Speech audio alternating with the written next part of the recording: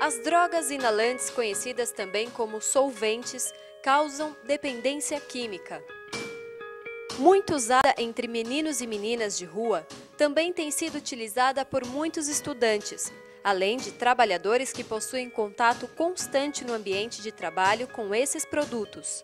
Pode provocar no dependente uma série de problemas como euforia excessiva, alucinações, perda de reflexos, dificuldade de concentração e distúrbios cardíacos, que podem levar o dependente à morte. Assim como outras drogas, o dependente de inalantes necessita de tratamento. Outro passo importante é a conscientização do usuário para os perigos de seu uso.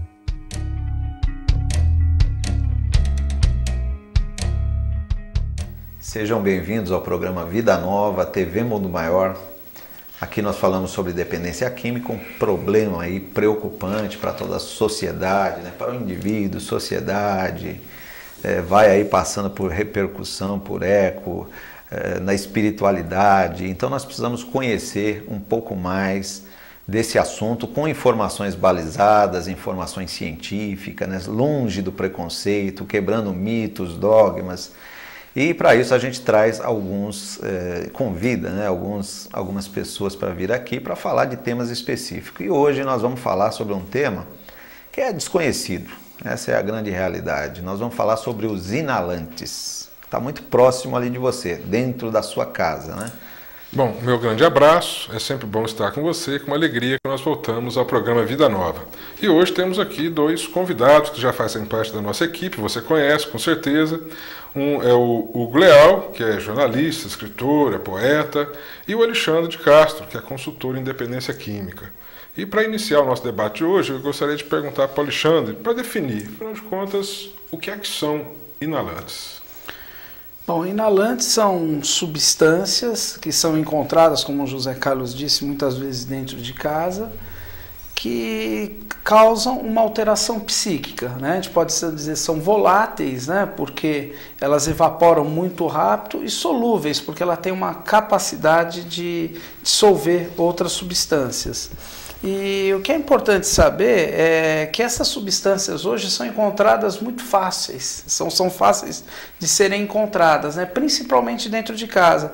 Às vezes o foco da sociedade fica na maconha, na cocaína, no crack, né? Todo mundo, eu tenho medo do meu filho usar, de começar a fazer a maconha, o cigarro, né? Aquela vigilância em cima do tabaco, e às vezes o menino ele abre assim a portinha lá da despensa, ou embaixo da pia, né? Tem a portinha lá onde guarda os produtos de limpeza, e estas substâncias lá inalantes, voláteis ou solúveis, estão assim aos montes, né? Inclusive até aquele simples esmalte que a mãe usa, que a irmã usa, é uma substância... E são drogas?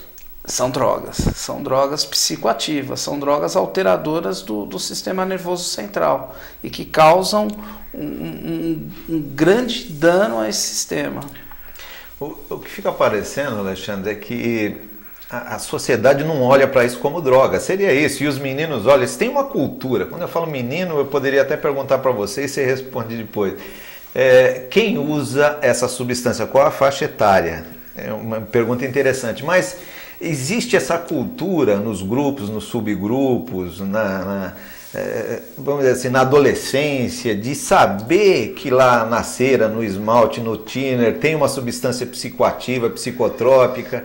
Existe, José Carlos, e é interessante porque existe sempre com o uso da maconha. A maconha, ela sempre é seguida de um comentário. Ela é a porta de entrada para outras drogas. Só que estatisticamente, nas escolas de primeiro e segundo grau, se eu não me engano, 14% dos estudantes já fizeram uso de substâncias voláteis, inalantes, e 7% de maconha, ou seja, é o dobro.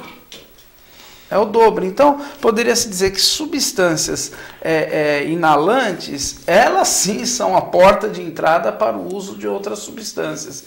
E é interessante quem trabalha na área de dependência química, sempre quando você vai fazer um estudo de caso e pergunta para o paciente como ele começou a usar, quando foi, qual a primeira droga, ele sempre relata substâncias como benzina, thinner, ou então fala assim, olha, desde pequenininho eu sentia um cheiro e aquele cheiro me atraía, né? Outra coisa que é interessante é a cultura dos voláteis do inalante, ela está passando. Né? Assim, eu nem vou falar de adolescente nem pré-adolescente, de criança para criança, porque todos os estudos indicam que muitas crianças já começam a fazer o uso. Então, vamos dizer assim, com relação a inalantes, o grande vilão que se conhece socialmente é a tal da cola de sapateiro, né? A famosa cola de sapateiro. E na realidade, então, para esclarecer os pais lá, a cola é apenas, talvez, até a mais difícil, porque ela dificilmente vai estar dentro de casa. E dentro de casa tem outros. A cola, ela na sociedade, ela tornou-se muito evidente com os meninos em situação de rua e de rua, né? Porque tem uma diferença, tem os que são moradores de rua e os que estão em situação de rua. Eles têm família e preferem ficar na rua por problemas sociais, enfim. Mas realmente, Marcos, é isso que você afirmou. A cola, ela simplesmente tomou essa frente, né? Essa alegoria, porque por detrás da cola existem outras substâncias, né? Olha, por exemplo, o que não se fala, né? Que é um inalante muito comum, que até culturalmente se divertem com ele, é o lança-perfume, o loló, que é usado no carnaval. Cheirinho, né? Da loló, né? Que no carnaval, né, vira uma coisa assim como se fizesse parte. Né? Eu tive um caso numa cidade em que eu trabalhei como juiz, em que numa festa, um garoto dos seus 12 anos de idade, nunca, segundo as informações que vieram, nunca tinha usado. Pegou um lança-perfume, botou no lenço, aspirou e faleceu na hora. Então, houve esse relato? Aconteceu quando eu era juiz lá. São gases, né? São gases. Ele morreu na hora. O processo de absorção do corpo é muito rápido e esses gases, eles mesmo após o efeito, eles permanecem agindo no sistema nervoso. Muitas substâncias químicas extremamente nocivas, elas permanecem por um longo período ainda deteriorando. O ano passado eu tive 2 casos de 2 pacientes que perderam a visão decorrente à inalação de thinner. Ressecou a retina deles, né, fazendo uso de thinner. Um outro rapaz que eu acompanhei, também já faz alguns anos, ele fez o curso de engenharia mecânica em Bauru. E quando ele voltou para São Paulo, ele pegou um período de 6 meses usando cola e thinner. Foi internado, depois de 6 meses os pais tomaram providência, internaram. Depois de um período ele começou a perceber que ele já não lembrava mais dos cálculos que ele aprendeu no curso. Ficou com a lesão, teve que rever tudo e mesmo assim mantinha uma dificuldade extrema de reter informação. O banco de memórias ficou afetado. Alexandre, eu acho que os inalantes são drogas que estão aí, nós deveríamos observar um pouquinho mais. Eu acho que um dos fatores que fazem com que nós não prestemos atenção é que dificilmente alguém procura tratamento por causa dos inalantes. No geral, é uma porta de entrada e depois ele se torna um poliusuário. Ele começa a usar outras coisas, às vezes junto com a droga. Mas você deu alguns números aí, né? O número de 14% nas escolas, mas em meninos de rua não. 81% usam esporadicamente e 48% são crônicos. Muito bem. Vamos imaginar lá o menino de rua que está cheirando cola direto. Eu acho que o pessoal que mora em São Paulo, que estão nos assistindo, dá para imaginar isso. É aquele que está lá cambaleando. Não é novidade, né? Não é novidade. Está lá cambaleando, ele nem esconde mais, né? Quais são os efeitos? Primeiro, lógico que não vai dar tempo de falar isso tudo, mas os efeitos agudos na hora que ele está usando. E depois, quais os perigos a longo prazo? Bom, o primeiro efeito é uma excitação, né? Ele começa a ficar excitado e começa a vir, porque é uma coisa muito rápida também, né? É o barato que eles chamam, né? Rápido, por isso que é muito comum, principalmente no centro de São Paulo, você vê o indivíduo com um saquinho, ele cobre e vai andando na rua, ele não consegue tirar o saquinho do rosto, né? Após essa excitação, ele tem um período onde que ele tem uma distorção da realidade, onde começa a distorcer. Então, há relatos assim de vozes, de ver acidentes, algumas alucinações, alguns delírios, para posteriormente ele começar a deprimir, ter problemas nos nervos, no equilíbrio, perde o senso de equilíbrio e pode vir até desmaiar, pode vir a cair da própria altura. Há também muitos relatos de traumatismo cranianos, né, de indivíduos que estão fazendo uso da cola e caem da própria altura, né? É muito comum. Eu trabalhei muitos anos na época, era SOS Criança, e eu fiquei impressionado, nunca mais vou esquecer isso, o número de adolescentes e crianças que chegavam mutilados, e eu ia perguntar o que aconteceu, eles estavam cheirando cola em cima do trem, e caía e sofria o acidente, né? Então, é importante lembrar também que isso é uma coisa meio antiga, né? Não é tão nova assim, o uso de inalantes não é uma coisa tão nova assim. Primeiro, no carnaval era direto a lança-perfume ao ponto que foi proibido, né? Proibiram você a venda e tal, mas a proibição de alguma coisa no Brasil e nada é quase a mesma coisa, só ficou mais caro, na verdade, né? Você conseguir. E na minha época, eu estou com 56, na minha época de estudante, a gente entrava direto na benzina, até para, vamos dizer assim, quando não tinha nada para usar, a benzina era ótimo. Você cheirava e já ficava ligadão rapidamente, né? Rapidamente. Nós vamos então ao nosso intervalo. Daqui a pouquinho nós voltamos com a continuação do programa Vida Nova.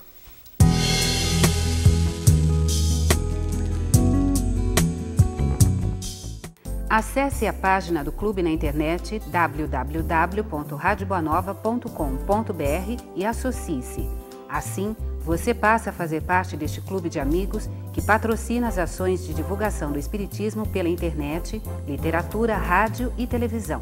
Outra forma de associar-se se dá através do telefone 0800 12 18 38. Uma vez sócio, você passa a fazer parte do clube e tem acesso a receitas, mensagens, poesias, notícias relacionadas a eventos espíritas e muito mais.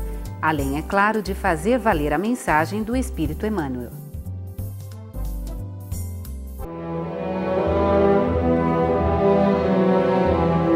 A maior caridade que se pode fazer ao Espiritismo é a sua divulgação. Torne-se um colaborador para a difusão do Espiritismo. Associe-se ao Clube Amigos da Boa Nova através do telefone 0800 121 838 ou através do site www.radioboanova.com.br.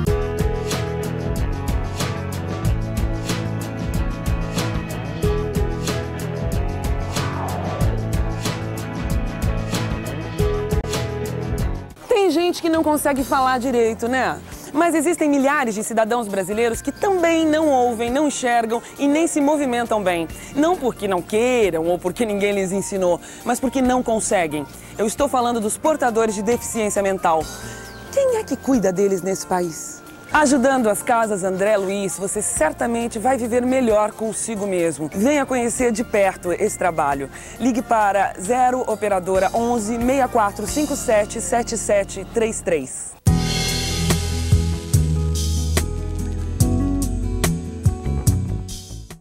Voltamos então ao programa Vida Nova e queremos voltar para convidar você que está sempre conosco no nosso programa a participar do Clube Amigos da Boa Nova. O Clube Amigos da Boa Nova, você sabe, ajuda na divulgação do Espiritismo através das instituições da Fundação Espírita André Luiz, a Rádio a Rádio Boa Nova, a TV Mundo Maior, que você está assistindo agora, e também a editora Mundo Maior.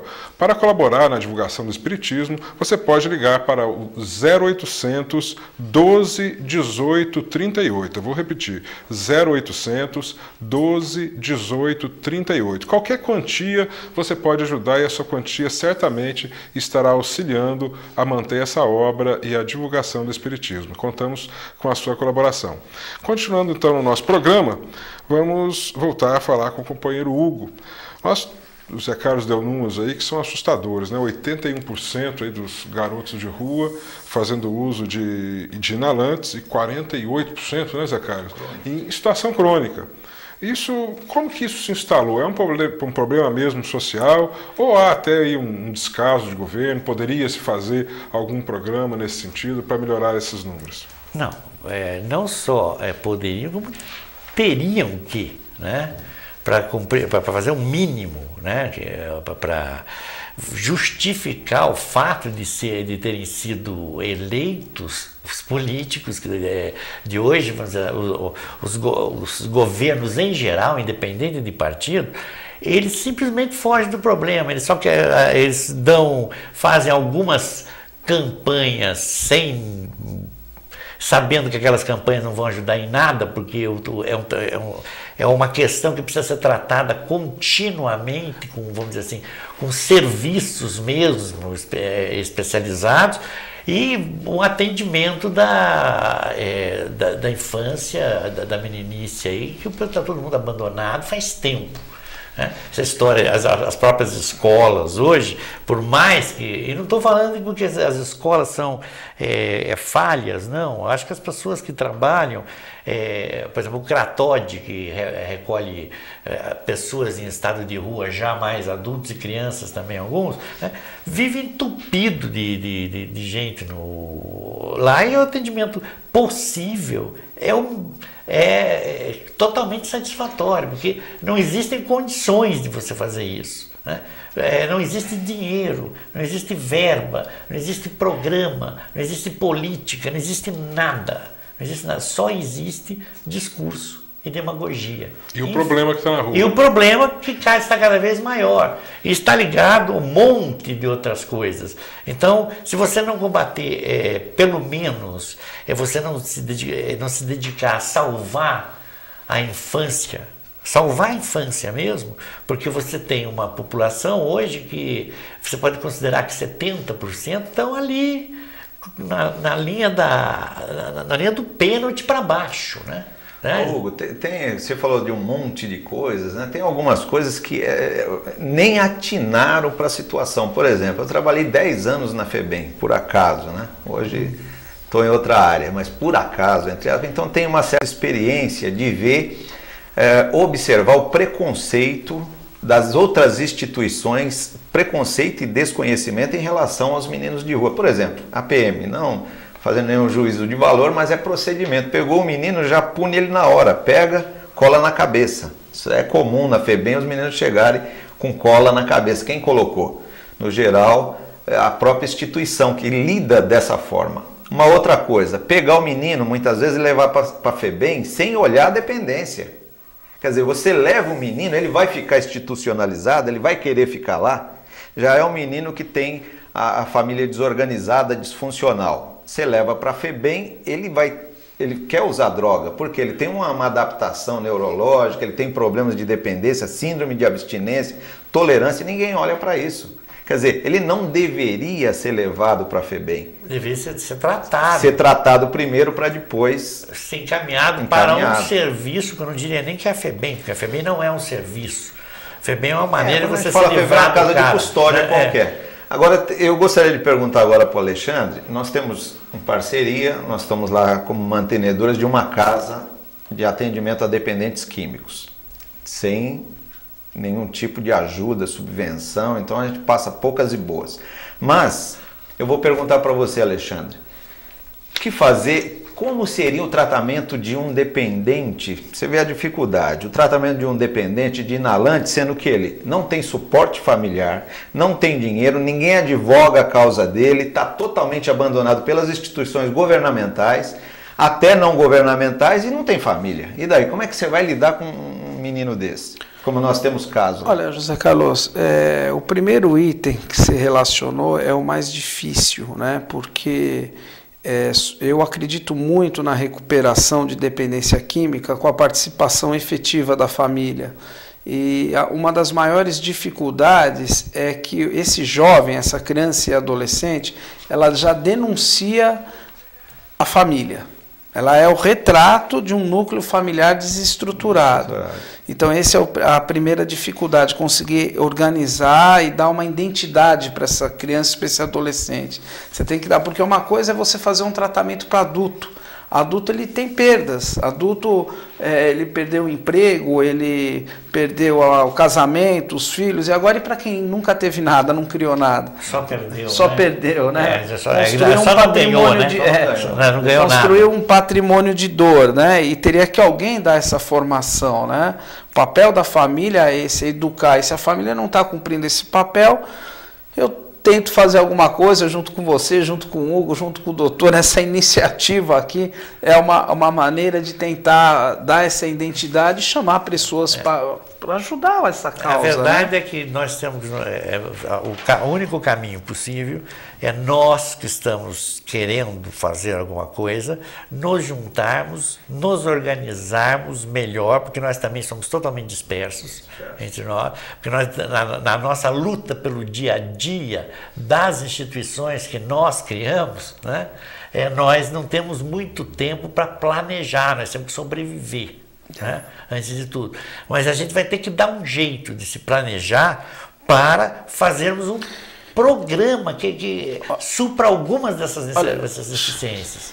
Vamos só dar então um pequeno intervalo, eles já estão nos chamando ali, porque agora é hora do povo também falar. Então vamos ouvir, já que nós já pusemos o problema aqui, vamos ouvir daquele que está lá na rua. Você sabe o que são drogas inalantes? Ai, cola de sapateiro. Isso que essa molecada fica tomando no carnaval, não sei. Que você respira, aspira. Cita alguns exemplos. Cocaína. Que são inaladas. Drogas que são inaladas, que são aspiradas. Sabe quais os tipos? Não sei te dizer. Não. Não tem ideia? Drogas inalantes. Não faço a mínima ideia. Não tem ideia? Não. Que a pessoa respira, que puxa pelo fato. O senhor conhece os tipos? Não conheço. Algumas. Que é cola, esmalte, acetona, tem várias. As outras eu não sei. Lança-perfume é droga inalante?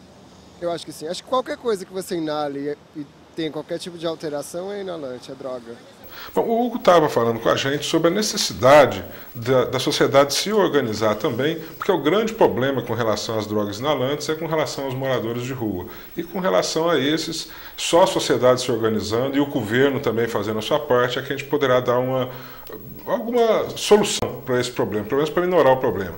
Agora, Alexandre, com relação às famílias que são estruturadas e que têm lá em casa uma infinidade de produtos que podem ser essa porta de entrada para os seus filhos, qual seria aí o conselho que você daria para os pais com relação de como agir dentro de casa com seus filhos para que eles não venham ser vítimas destes produtos inalantes? Exercer a maternidade e a paternidade, é ser pai e mãe, né? É estar dentro de casa e olhando o seu filho. Hoje em dia, com tudo que tem, essa parafernália tecnológica, né? É vídeo, é DVD, é aparelho de som, é celular. Celular, hoje você perde a atenção com o celular só brincando com ele. Às vezes você pega um celular e fica 2, 3 horas para acertar uma agenda, tudo. Tem que deixar um pouco de tempo e começar a olhar mais o filho, o que ele está fazendo no quarto, se aquele tubo esvaziou, né? Olhar as gavetas. Tem família que não olha a gaveta do filho porque não pode invadir o espaço dele. Umas coisas assim impressionantes. Outro dia uma mãe veio me perguntar que ela achou maconha dentro da gaveta do filho. Ela queria saber se ela podia falar ou não, porque ela entrou no quarto dele e abriu a gaveta dele, se ia ter problemas, né? Então eu acredito que a maternidade, a paternidade exercida é a melhor prevenção, é estar de olho, né? Acompanhar o crescimento, o desenvolvimento do filho. Tem uma questão também, a questão dos próprios produtos. Eu acho que nós não abordamos ainda, né? Porque se os produtos têm um fator um poder de abuso, de causar dependência, quer dizer, não existe políticas públicas. Será que o interesse das grandes indústrias está além, está na frente da gente intoxicar crianças inocentes? Porque é uma verdade, você deixa o produto, vai... Eu acho que isso deveria haver um trabalho no sentido de tentar fazer com que esses produtos não possam ser inalados, se tornem até venenosos e colocando outras substâncias irritantes, coisas desse gênero, através de uma programação, de um projeto que é governamental mesmo, um controle, né, real disso aí. Isso pode ser feito também. Uma política pública definida. Uma política pública. Eu acho que o grande problema é que não tem ninguém para advogar. Se é meu filho, eu advogo. Como são crianças de rua, me parece que é um descaso. Também isso. Também isso. É que problemas grandes demais nós preferimos não ver. Tá ótimo. E assim nós encerramos mais um programa Vida Nova. Agradecemos muito a sua presença conosco e te esperamos no próximo programa. Até lá. Fique com a gente. 24 horas de paz, serenidade e sobriedade a todos.